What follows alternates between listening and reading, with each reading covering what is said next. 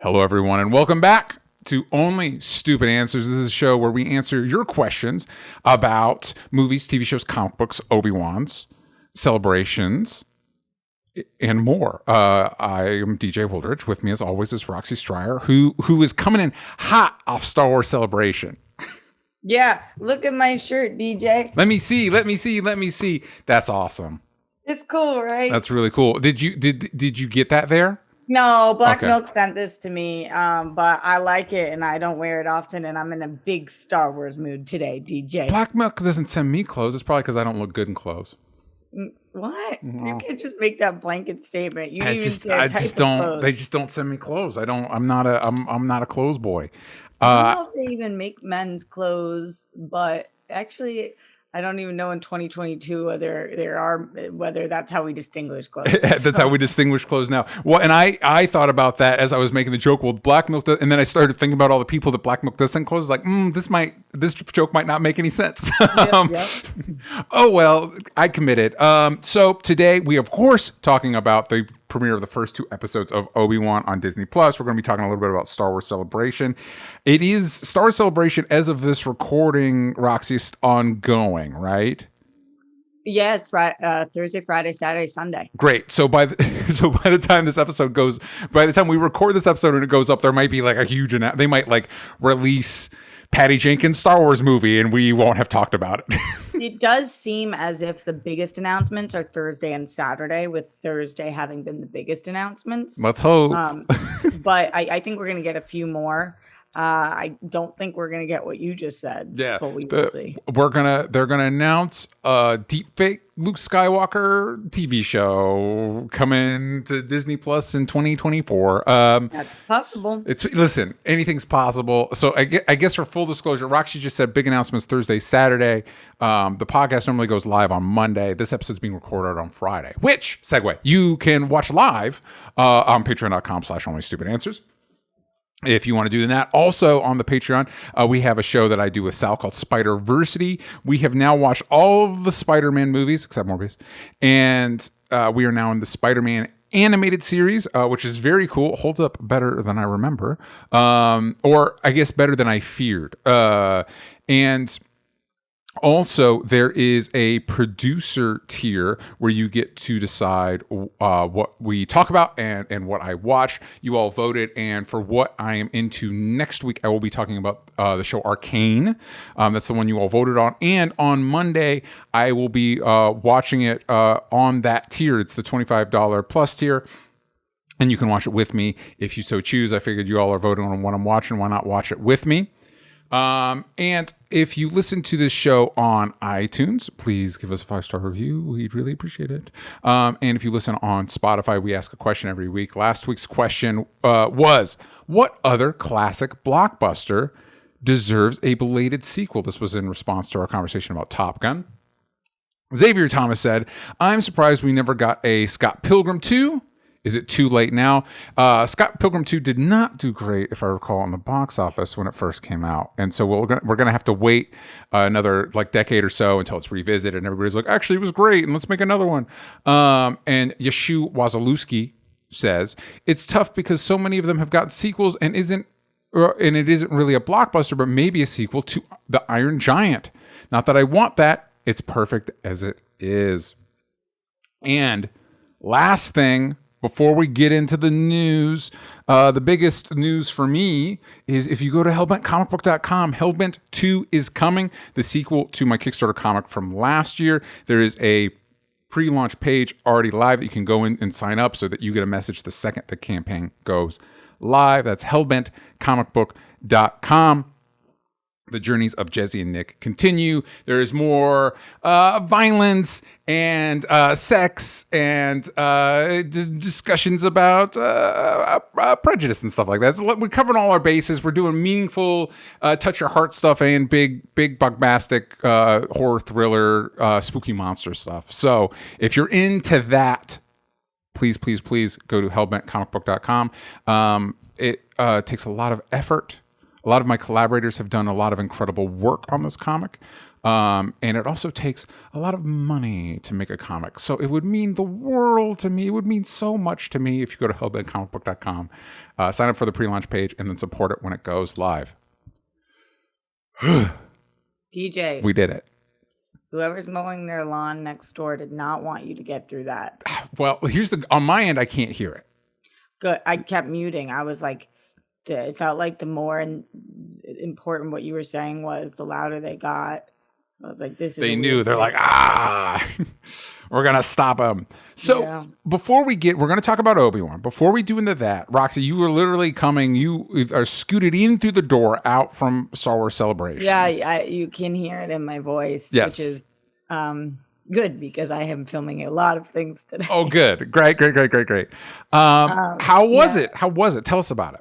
So in 2019, I went to Chicago Celebration, but ended up meeting up with my best friend from high school, and him and I decided, instead of ever making it into the convention, that I had flown there to just drink around the city instead. Mm-hmm. So this is my first Star Wars Celebration that I actually made it inside to. Great. And it was, have you ever been to one, No. DJ? Okay, so it's very different than Comic-Con, like extremely different than Comic-Con, and really cool. Why it feels kind of different is because it is like a lot more relaxed. At least Thursday was like, there's space. Nobody's like jammed into each other. It wasn't like, it didn't feel. I don't think my badge was ever even scanned. Okay. Like there was security, but I don't even know when my badge would have been scanned. They did check my Vax card. Mm-hmm. So that they were like, yep, Vax cards can't step foot on the premises without that. But badges, meh. Mm-hmm. And also because a lot of times at Comic-Con, when I'm walking by things, I'm like, I have no idea what that is. Yeah. Like, I don't know what property that is. Yeah. And this is Star Wars, so it's all Star Wars. So every booth, you're like, that's sick. Mm-hmm, I don't know exactly what that is. So, and there was a lot more, I felt like, than at Comic-Con, and that's my only real comparison. I've been to like Stanley's Kamikaze and a couple other conventions, NAB, National Broadcasters, Association of Broadcasters, and I've been to CES, Consumer Electronics Show. So it's the most similar to Comic-Con, but still got some differences. Everything there was like recreations and big and like art installations of Star Wars things. So I found, as a fan who was not going to purchase things yesterday, it was really cool to be on the floor because so much of it was like a visual show of things. Cool. Which I really liked. Like the big ship recreations and droid recreations, and some of them are like in exhibits, and some of them are wandering around, and I was talking to these people who would make them, and they were like, I spent 4.5 years making this R2-D2. That like wow. Moved. And I'm like, oh my gosh. And somebody else was like, yeah, I worked on this for 250 hours, and then I stopped counting how many hours I worked on this thing for. And I was like, wow, that's just cray town. It's so cool though, how passionate people were. Yeah. It also felt really good because there's just so much bad shit going on in the world, and everybody who was at this thing just wanted to be nice and celebrate Star Wars. Cool. Which was nice to be in a room full of people who were just there for one common reason. And there was, if you're like me, the rest of the world right now is like screaming at each other. And this was like all people there for one thing instead of like, I hate Star Wars. Well, I love Star Wars, So that was really nice. I went with Darina, who is like an extremely experienced Star Wars Celebration. She's gone to 10 of them or some shit. She went to Orlando and Chicago, and she like knows all the ins and outs of how to navigate the booths. Cool. She was like, we got to go to Artist Alley. We got to go see the tattoos. There's like thousands of people who get tattoos at this convention. That's crazy. Star Wars tattoos. And so like we were walking around looking at that. That was wild. That section, the floor was on bubble wrap. And as I was walking, I had just taken myself a lovely edible, and I'm walking on the floor, and I was like, where the fuck am I right now? And I'd gotten a caramel apple and was eating it around the convention. Yeah. I felt like a little child. I was like, this is crazy. So yeah, overall, just a really, really fun energy. It was beautiful outside that day. So there's like food trucks all around the convention and people in like the craziest costumes you've ever seen. I mean, people who are blue and green and have the Twi'leks and the like some people who are just like head to toe covered in fur. And I saw a pink Wookiee, which was like, that's sick.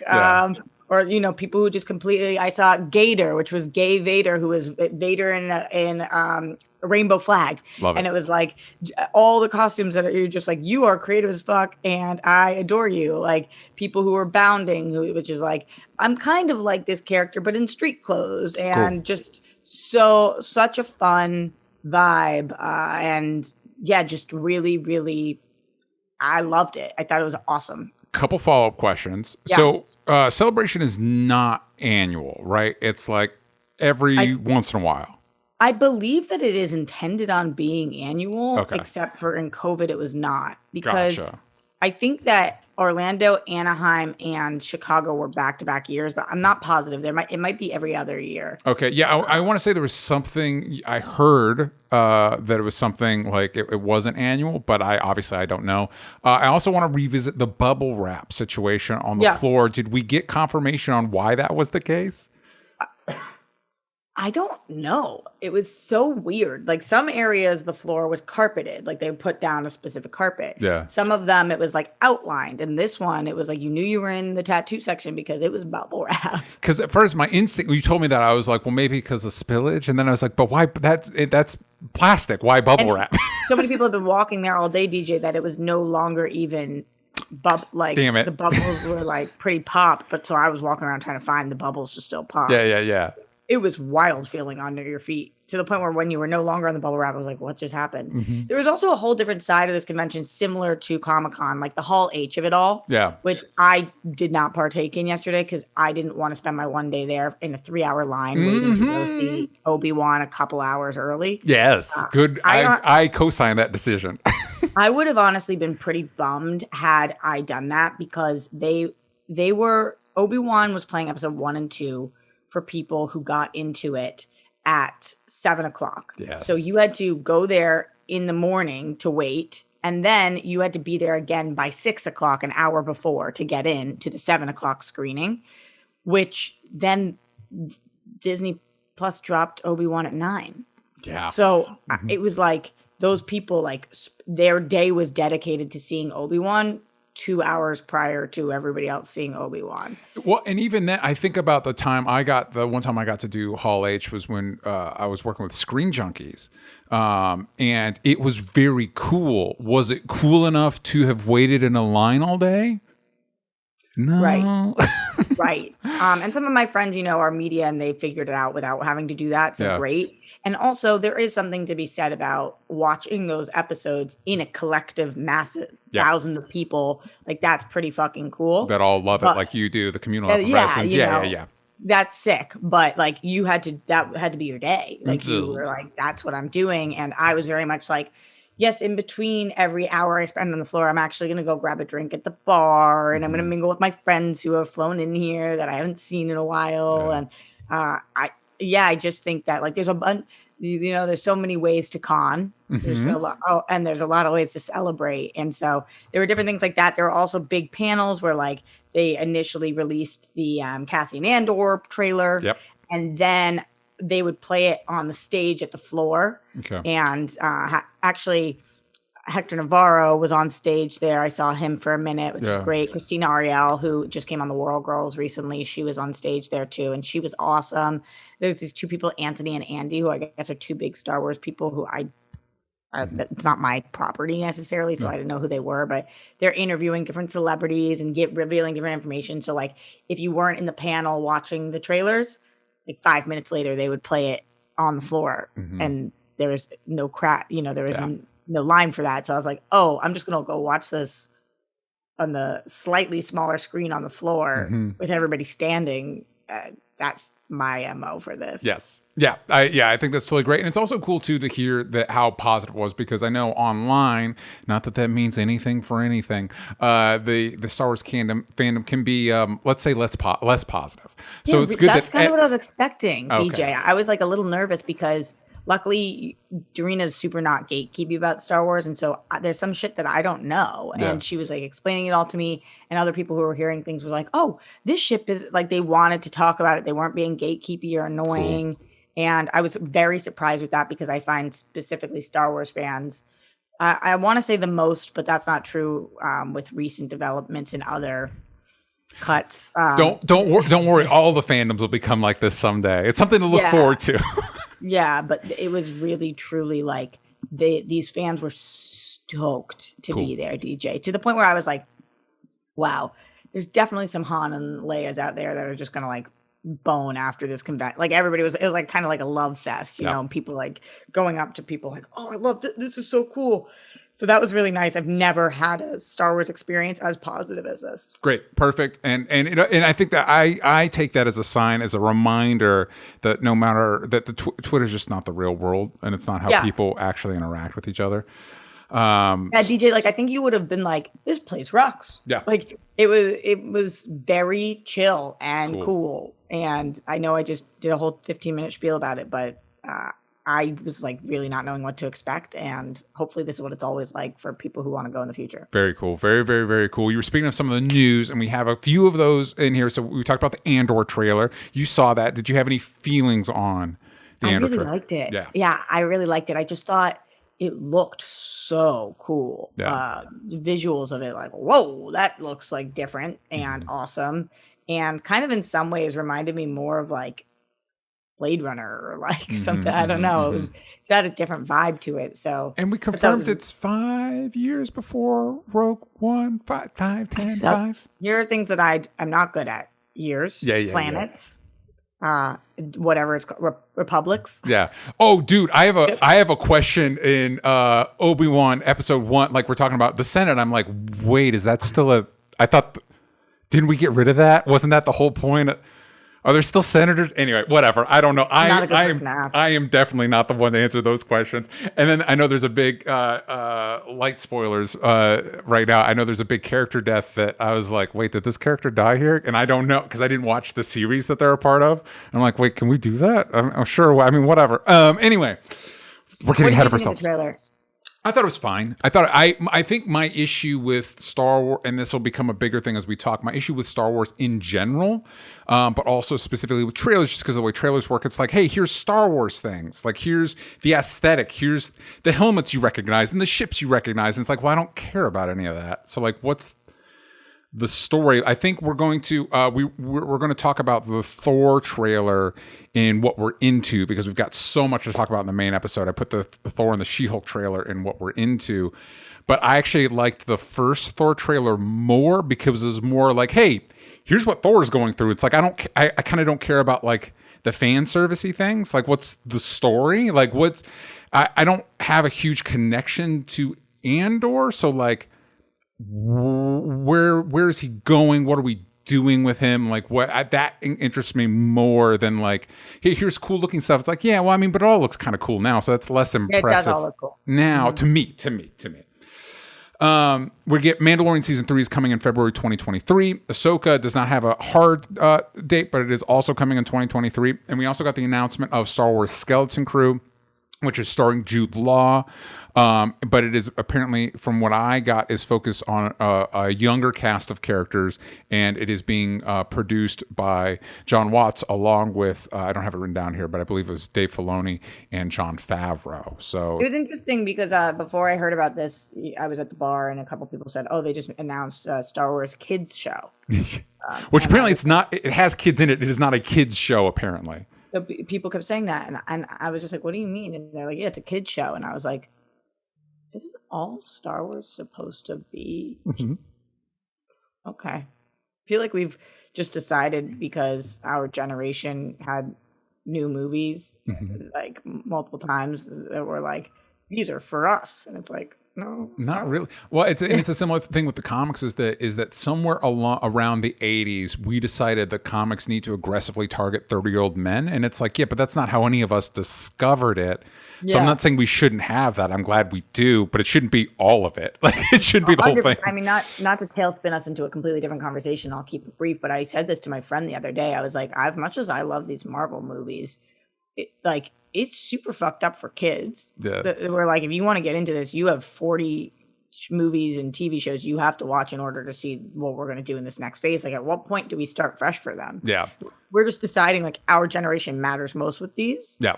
And if you are a 10-year-old kid, if you want to get into this, you now have to watch legitimately like, I don't know, 200 hours. Of stuff. Like to the point where like, going back to the olden days where it mattered, shows were in syndication. Like the MCU could be in syndication. That's how many hours of content they put out. Sure. We're not allowed to talk about it, but I do think Miss Marvel might help with that a little bit. Yeah, I'm excited about when we can talk about that. Same. Anyway. So that's do you have any? We don't really have anything on Skeleton Crew. But do you have any like feelings about it? Do you have any? I guess that it kind of seems to make sense because we knew that there was going to be a John Watts Star Wars project. Yes. And this is starring children. Yeah. And we know that he works well with the youths. Yeah. So it was weird when they were like Jude Law's, and I'm like, wait, has Jude Law not been in a Star Wars? Like that feels like we should have already gotten there at this point. He's just done the Harry Potters in the MCU. It just feels like, wait, he should be in a Star. That makes sense. He should be in a Star Wars. Yeah. He's dreamy. He's a handsome boy. I think we can all agree. He's a handsome boy.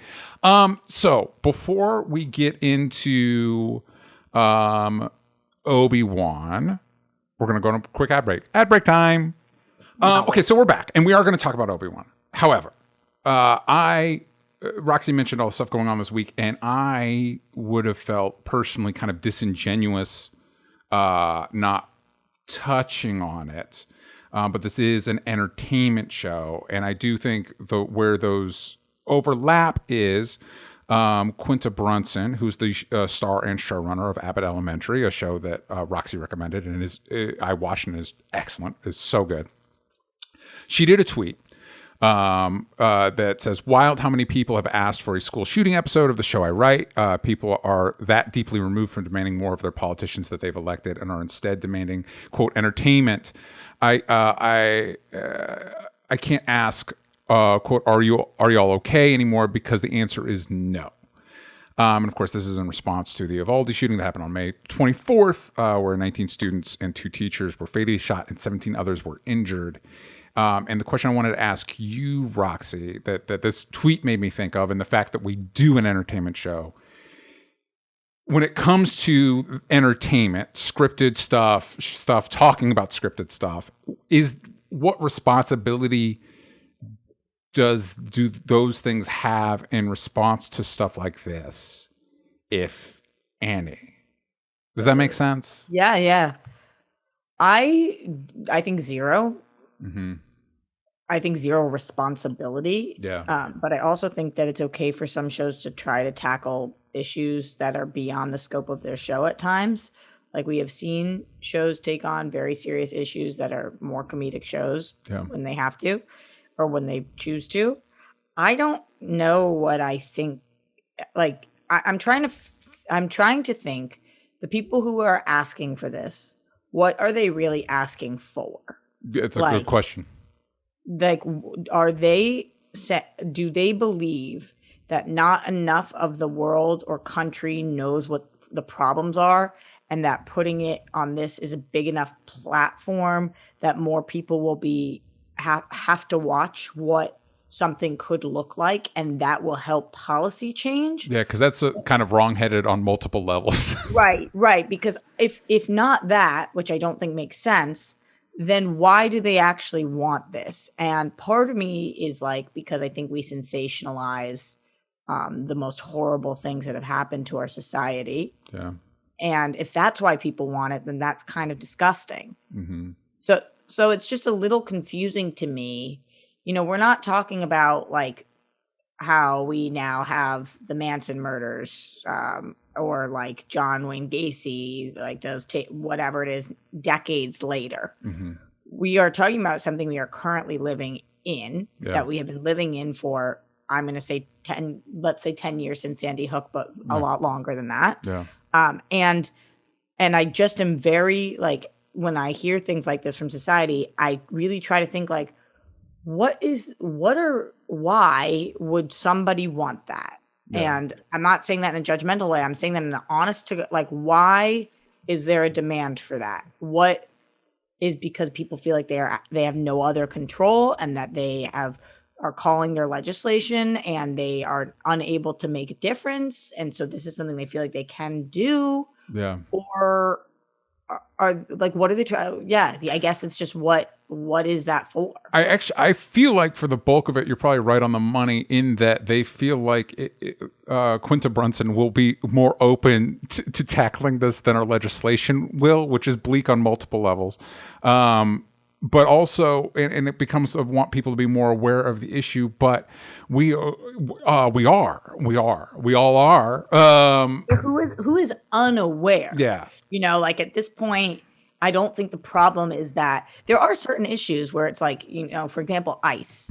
Yeah. People like have really buried their head in the sand on the atrocities of ICE and what we are doing at the border. Yeah. There is a lack of awareness in this country of what we are doing at our border. Yeah. Like, period. Yeah. And that is something that I'm like, okay, if you ask your favorite creator, who maybe is your favorite Mexican creator, or there's a show that takes place in San Diego or something, that it's like, okay, maybe they could tackle an episode to try and bring awareness, but there is zero lack of awareness of what's happening in our country with mass shootings. Yep. There's just a lack of a mutual agreement on what to do about it, and a lack of action. So that it's like, it depends on the issue. And for this specific one, it's like, to ask her to do that, when you ask me, do they have any responsibility? I think she specifically, and this issue specifically, has zero responsibility, because I don't think there's a lack of awareness. I think there's a lack of action. Yep, 100%. And I do think, I think that, the other impulse might be that people are able to distance themselves from this crisis because it's not happening to them, or they think it won't happen to them. So maybe by having it happen to characters that you know and love, that may trigger your empathy senses. But I would imagine that if you've watched Abbott, it's like, well, that audience is not the one that needs. If you're watching Abbott Elementary, you're probably on. We're all probably on the same boat. Like you're not like tucking in your AR-15 at night if you're watching Abbott Elementary. Probably. Not only that, but BJ, like it. I think I hear you, but the fact that there could be people on the planet who could see the faces of the children that just died and not feel, but then watch a TV show and be like, "But I love that character, so I feel." That I actually like don't know that I can live with that concept, because I'm not saying you're wrong, but like if we're more desensitized to real people than we are to characters, we have just such a whole different set of issues on our hands. And I actually think you're right. Yeah. But that's I've got to imagine that there has to be some sort of disconnect between seeing this happen and the responses that you see of like, well, what do you expect us to? It's like the fact that there's people online and elected officials that don't have like an immediate emotional response to this. There's some sort of disconnect, and the only thing I can imagine is that you can't picture it happening to you, which you're right is not something a show could fix. There are some shows. Oh, sorry, DJ, I just cut you off. Go. There are some shows. I'm really trying to answer your question of who has the responsibility. Like a lot of shows in 2022, as we know, there's like a lot of cop shows, and it's like, how are you not going to address the current state of the world? It's not that I think you have a responsibility to solve any problems, but like to show that you are aware or have any kind of awareness. Same thing with even like, Grey's Anatomy did a whole season that was in the pandemic, because it's a hospital show. Mm-hmm. So to just be like, nah, it feels weird, but I still don't even know if it's the word responsibility as much as it is like a truth. Yeah, the strong creative decision based on the themes of your show. I will say, if I were to throw around the weight of responsibility, I would suggest into the universe that if you are making a cop show, that I feel like probably the only responsible choice is what Brooklyn Nine-Nine did, which was like, well, I guess we can't do this anymore. Like, I guess, you know what I mean? Because either if you talk about addressing the issues, I would imagine your options are you make your characters completely unlikable, or by having them be the good ones in response to the bad ones, you are now suggesting that good ones exist, and I'm not entirely sure that this system allows that. I think the only cop show I've seen recently that feels vaguely responsible is We Own the City on HBO. It's from David Simon. It follows a real Baltimore case of police corruption, and even that there is some light, and this was part of The Wire too. There is some light. Well, policing was better before the war on drugs, and it's like, I'm not sure I agree with that. I'm not sure. Not to say that the war on drugs is fine and it didn't make things worse, but I feel like it's taking a little bit of responsibility off just the system and how it came to be and what it does. And my opinion of policing in this country was already pretty low. And then you see what that system did in this situation, and it's like, yeah, we need to stop. Like, we just need to start. This whole concept, we just need to start over from scratch, because the impression I've been getting, and we don't have all the information, but the impression I've been getting is that this isn't a flaw in the system. This is the way it's designed, and that's a problem. It's just a problem. Mm-hmm. Yeah, I think that one solution is more firefighter shows.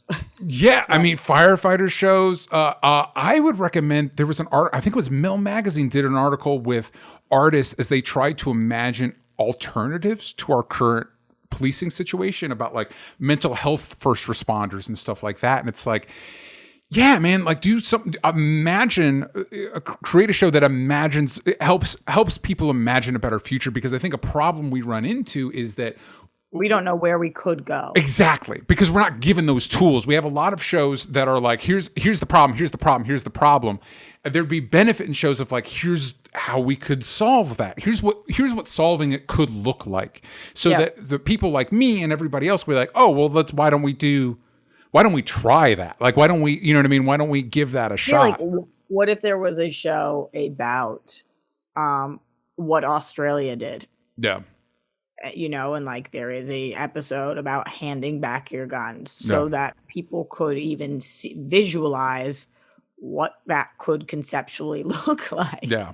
Because right now, I think when people hear something like a suggestion like that, which I'm not saying is my suggestion, but say that was the suggestion on the table, I do think that without seeing it in the media, that some people are like, how the fuck would that even work? Yeah. Well, we can't possibly. And I think our system thrives on people's inability to imagine it working differently.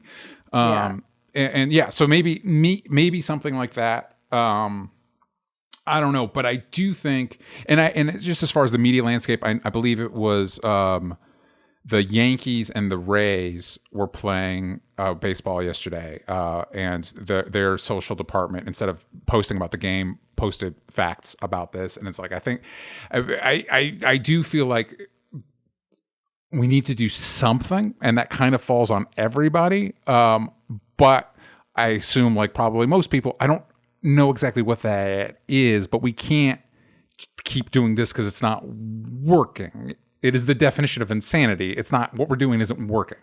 So I think that anybody listening to this show probably feels that way, and other people do not feel like it's not working. That's a bummer. Yeah, That's a bummer. Because to me that's a fact, not a feeling. Yeah. Yeah. I've been at Twitter war this week, so Yeah, I'm fortunate that a lot of my feed has not been that, but every once in a while I'll click on a hashtag and go down that rabbit hole, and it's like, oh my god, what the anyway. yeah. I'm gonna that's not the show. I'm not. This is not a politics show. I'm not gonna make any recommendations, but that's that. Lighter stuff. Let's go to last night. As of this recording, we got the first 2 episodes of Obi-Wan. Roxy stayed up late and watched that shit so we could talk about it. Let's dive in. This is gonna late or wake up early. We don't know. It's a mystery. It's a mystery. So let's dive right in. This will be spoilers. The episodes have dropped. If you haven't seen them and you're watching live, maybe don't stay around. I mean, I love that you're here, but but we're gonna do spoilers. This, of course, is following Ewan McGregor is back as Obi-Wan Kenobi. He's fucking chilling on Tatooine, and he gets a call to action.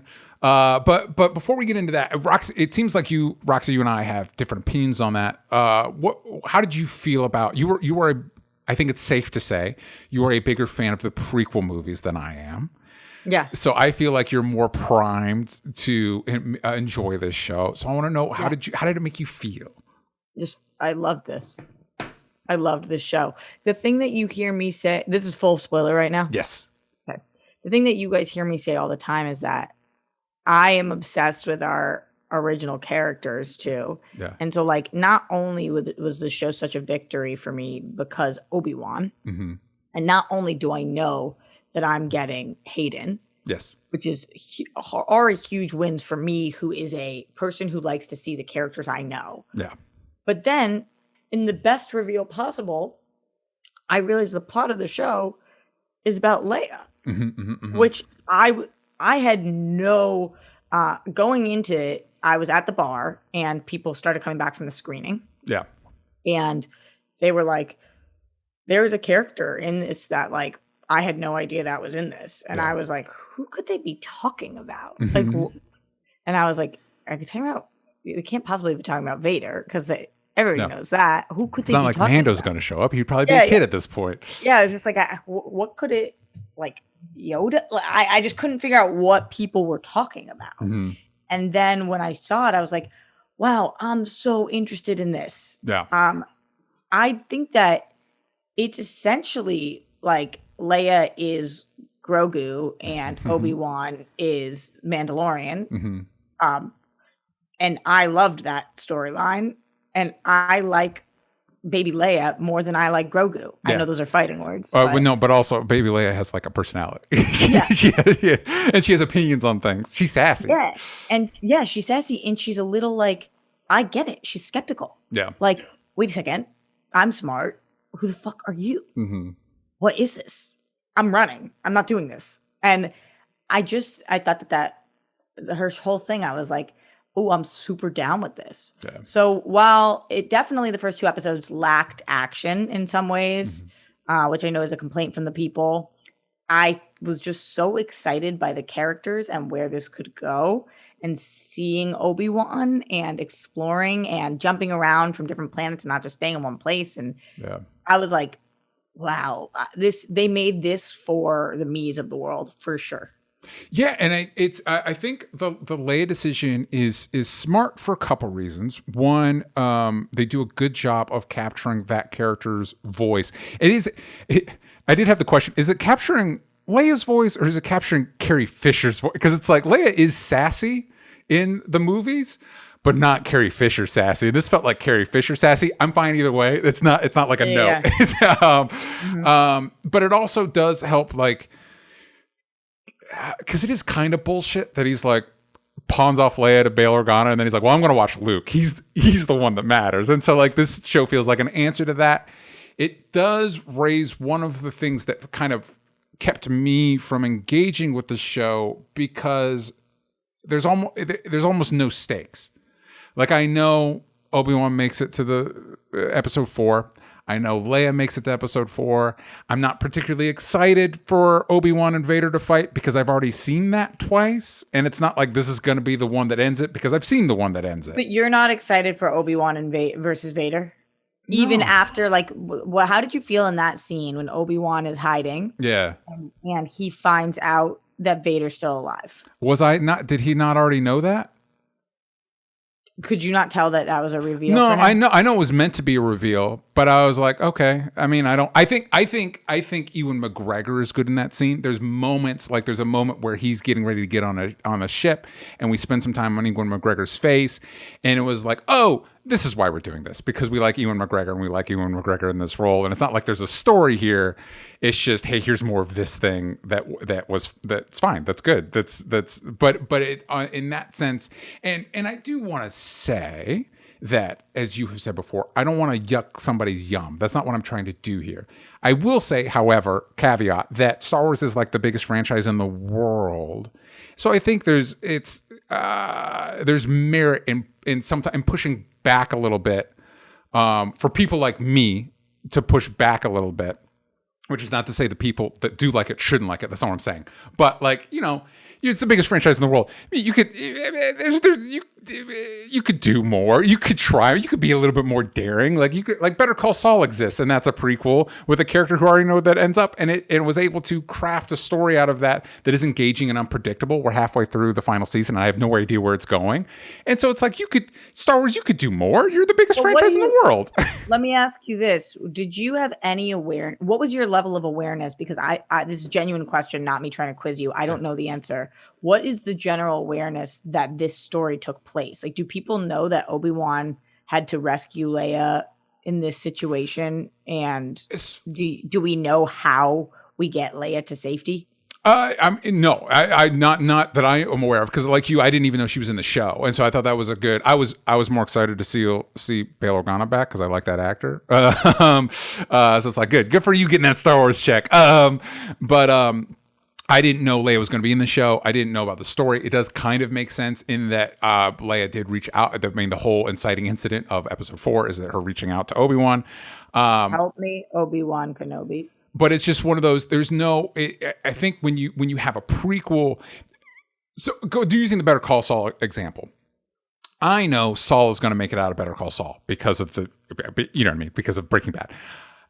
I don't the situation, but the truth is, in Breaking Bad, I kind of knew up until the final season that Walter was going to make it through because he's your protagonist, and unless you're Game of Thrones, you're not axing your protagonist partway through. But what's engaging is the situation. Will they be able to resolve the situation they're in? And I already know that he does. So there's not a lot for me. That's not somebody that's just excited to see Ewan McGregor. Who are you talking about? I know Obi-Wan saves Leia, so I'm not. There's no question of like, is he going to succeed in his mission? It's like, I know he does. So the show is not if, it's how. Yeah. And I love a how. Yeah. You're all in on a good how. I am. It's for the same reason why I really liked the first couple episodes of Boba Fett. Like, how are we going to get to where we're going with him? No. You know, like, not like what happens, but how's it happen? And tell me more about how this planet works, and tell me more about how these people work, and tell me more about how we interact. I love a how. Yeah. And so I really like, especially with Leia, I love exploring more Leia. I didn't know that we were going to have a show exploring more Leia. Yeah. And I don't know this well enough to know that this is true, but don't you feel like if Carrie Fisher was still around, if Leia was going to be more explored, this would be a better version than CGI Carrie Fisher? Like, I feel like this is a respectful way to explore a character that exists more than let's actually just like keep it that way. Yeah, I know Kathleen Kennedy made a big statement of like, we'll never recast anybody ever again. But we are watching a show of a Obi-Wan that was originally recast from Alec Guinness and a recast Leia. I think that's I want to co-sign Roxy's statement that is better, especially if the person is passed than AI deepfake versions of them. And it's going to start being in people's contracts. Like, unless they have specified this is okay with me, this is what I want, or whatever. I think that this is cool. And so, like, I didn't think we'd ever get an Exploring Leia show. And Leia's probably my favorite Star Wars character. I don't know that to be the case. I think it's Vader as number one, but Leia's really up there for me. Yeah. And Leia was one of the first characters that was a woman that I ever like really was like, holy shit. Yeah. Look at us go. So the fact that we're like exploring little her, I'm like, how did she get to be the way she was? How did she get saved? What was her relationship like with Obi-Wan? Yeah. And what was that interaction with Vader? It'll be exciting to see. Speaking of hows, let's look at the how of these ads real quick. All right, we are back, and we've got a few questions in the Discord. Let me see if I can find them. Danny says, Kenobi spoilery question. Can you elaborate on the timeline of the show? Because I don't think the Grand Inquisitor is dead, but I'm pretty sure that he dies in Rebels. How would you feel if this was a retcon? I, just now reading this question, think that Roxy and I might not be the best people to answer this because... This is why I really love Star Wars, and some people I think are more nitpicky. I don't know the answer to that at all. Yeah. It would never have crossed my mind. Even what you asked earlier, DJ, like, didn't we get rid of the Senate? Like, that is not how I watch Star Wars. Yeah, when Bail Organa shows up, he's like, "You'll be a senator." I'm like, "Time out." I thought, wasn't that the point of episode 3 that we got out of it and became the Empire? Wait. And like, that's not the shit that I'm like, whoa, lightsabers. Mm-hmm. What, Leia? Like, I'm like a little kid watching these. I certainly am not the poking holes in this, and I'm not saying that's wrong to do for like diehard fans. Of course, you're gonna have questions like this. But I never would even have picked up on that, nor do I have the capacity to have the answer to that. So, I was also, because I knew the Grand Inquisitor shows up in Rebels. I guess I just assumed we'd resolve that character's story in Rebels. So I was also, when that happened, I was like, I don't know. And I will also say that I am not super. Like right now, it's just it just feels like to me, it's just kind of like going through the motions. Like there's just, for me, there feels like almost no urgency in the show, but there is it feels like we are building to something like it. We leave episode 2. It seems like he might be going to another hideout for other Jedi, and so that might create a situation that we don't necessarily know the end result of. It might create some dramatic stakes for that. I also want to say that I liked seeing Jimmy Smits back. I just said that as Bail Organa. I like him a lot. And then I liked the Kumail Nanjiani's character's bit. The idea, it doesn't quite make sense considering Jedi are the most hunted people in the galaxy to pretend to be one. I don't know if that's the wisest grift in the world, but I did like it conceptually. Yeah, I hear you. While we're naming characters that we liked, my favorite band of all time is the Chili Peppers. So fucking Flea. Fucking Flea. He is like kind of good. Yeah, I mean, listen, I love Flea. You know what I mean? Like I am always down for Flea to show up and things. He's definitely got a look. Yeah. Look. And you know, like when you see him, if I'm a kid and I see him smile, I'd be like, whoa. Head in a different direction. I also think somebody that's probably not going to be mentioned a lot. I actually think Joel Edgerton is really good, and his scene is really good. Like his scene as Owen's actually really good. I think. I agree. I think the bit where she's threatening him again, it's just one of those like, well, I know you're not gonna, you couldn't threat anybody else in this crowd that might actually die. I don't know. But I think. Oh, go ahead. No, go for it. I just got back to like when we see him and like Luke stuff. I do love the concept of like, why is Luke more important than Leia? Mm-hmm.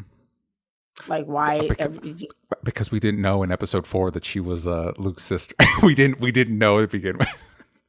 But like, why? You know, why is she more important? Mm-hmm. He more important? He's not. He's not. It's a spoiler. He's not actually. And I do think they set up an interesting thing that I felt like, and I don't know if you felt the same way, that with Obi-Wan comparing Leia to her mom, there's little hints that Leia might be, when she's tearing down her cousin who's a little prick, there's hints that she might, there's hints that she might, this was her Force like sensing stuff off of him. And her conversation where Obi-Wan is comparing her to her mom, I felt was like laying the trail of her being less Jedi centric and more leadership centric, because clearly she already has those skills there. So why don't they matter more later in the original trilogy? And this might be laying that groundwork, because it also makes sense that Obi-Wan wouldn't be like, you should be a Jedi, because clearly he's not like down with that right now. He's like, hey, get away from that. Don't do that. So that was my also favorite part of the episode, DJ, is when Obi-Wan, the juxtaposition of, okay, stick with me here. The juxtaposition of Jedi coming to Obi-Wan for help, need your help. Obi-Wan saying, not doing that, not helping you, versus when he finally uses the Force to save Leia from falling. This to me is what Man of Steel wanted to do. Okay. And was not able to accomplish for me with the fucking dog scene that has driven me insane for years of my life.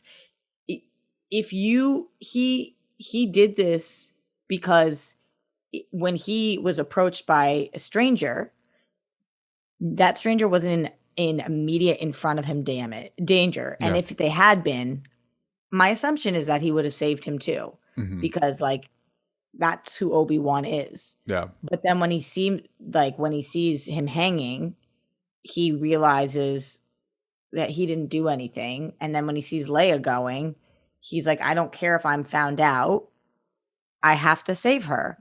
And that's exactly what the opposite of what Man of Steel did, which is him saying, I am watching my dad die. Yeah.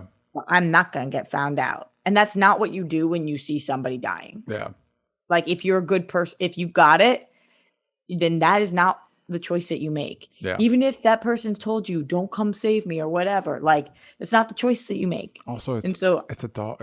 I love my dog, but it's a dog. It's a dog versus your father. It's a dog. And so I just saw this and I was like, yeah, that's what Obi-Wan would have done. So question for you. We know Hayden Christensen is back. We get a tease of Vader at the end. What would you like to see in a confrontation between Obi-Wan and Vader in this show? First of all, I think this is very different than a lot of other people, but I would like some verbal confrontation. Yeah. We're going to obviously get a physical confrontation, but what does Vader have to say to Obi-Wan? And why does he want Obi-Wan to be captured so badly? Not killed, but captured. Yeah. What is that? What is he trying to do? Yeah. So I want to know that. That's interesting to me. And then, is there an interaction between Vader and Leia? Because wouldn't that change? Like how? What is her awareness of him? Again, I think we've established you and I aren't the continuity kings here, but because I also when I was asking that, I was like, wait, what are we allowed to do with Obi-Wan v. Vader? Was I led to believe in 4 that Vader did not expect to see Obi-Wan? I guess maybe he thinks we could end this. They could confront, and he thinks he's killed Obi-Wan. Maybe that's what we could do. I don't know. I don't know. But because again, we're not the continuity people. Yeah. It's the how. How. Yeah, but I have to I was glad that they put at the beginning of this that almost recap. Yeah. Here's where we're at. And I was like, oh yeah, because I don't remember shit. Because of the reaction online, I was like, am I being too hard on the prequel movies? And then I watched that recap and I'm like, nah, this isn't for me. This isn't for me. I don't need to go back and revisit them. I'm glad people enjoy them. I don't need to, I could just let these be. Yeah. Not for me. We will be covering Obi-Wan on what we're into. For those that don't know, that's the show Roxy and I do, where we talk about the things that we're into, the stuff that we can't fit into the main show. On what we're into this week, if you want to check it out on Patreon, we're going to be talking about the Thor and the She-Hulk trailer. We're also going to be talking about the This Is Us finale and the Atlanta finale, and Barry, which is goddamn not pulling its punches this season. Holy shit. So check all that out at patreon.com/onlystupid answers. Roxy, tell them about your podcast with the World Girls and everything you're doing with the World Girls. Yeah, we're doing a show right now called Bitch Out of Water. It's our new podcast for World Girls. And this past week for our patrons, we had on Dr. Drea Letamendi, who is like a incredible psychologist who talked to us about HCPs, which stands for high conflict people. Gotcha. And who are high conflict people, and how, if you are in a situation with a high conflict person, how you can take ownership of that and what you can do to deal with an HCP. Which Cool. includes people like narcissists or paranoid people or borderline people. So it was a ridiculously helpful episode for people who are on our Patreon, and we're going to be releasing that episode in the next coming a couple Wednesdays from now. So every Wednesday we do a new episode, and that is available on Mondays with the video version for the patrons. Very cool. So check that out. It was a really good one. Like, I feel like, when you do a podcast, have you ever done this, DJ, where you're afterwards, you're like, yup, that We did it. We nailed it. Yeah. Mission accomplished. Yeah, it was really helpful having her on. I was like, oh, wow, you just provided information that I did not have. So, I was just going to ask you a bunch of questions right now. And then I was like, well, she did it on the podcast. So I'm just going to wait till Wednesday and listen to it. Yeah, so I'll send it to you. It's definitely, I think that one's going to be not this Wednesday, but maybe the next Wednesday. It's definitely really like helpful because one of the things she told us is that and now psychologists are deeming 1 in 10 people in America to be an HCP, a high conflict person. And like, that is that 10% of people that you are coming across that are ready for the fight. And it's like, you probably already touched on the show. I also wonder if that's being exacerbated. You know what I mean? If that's a thing that's being exacerbated because of our current cultural climate, but you probably touched on the show. Yeah, possible. You'll have to listen and see. You'll have to listen to find out. So please go check that out. There will be links in the description of this episode. Please check out patreon.com/onlystupidanswers. Please go to hellbentcomicbook.com. Sign up for the pre-launch page. That's going to be launching very, very soon. We've got, I just did a tease of one of our tarot cards. It's going to be something you can get alongside the comic. There's going to be a bunch of other rewards. We got variant covers. We got all that stuff.